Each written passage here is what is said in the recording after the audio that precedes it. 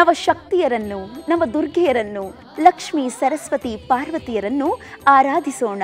ಕಾತ್ಯಾಯಿನಿ ಗೌರಿ ಭೃತ್ಯಜನ ಶುಭಕಾರಿ ಸರ್ವಮಂಗಳೇ ತಾಯೇ ಪಾರ್ವತೀ ದೇವಿ.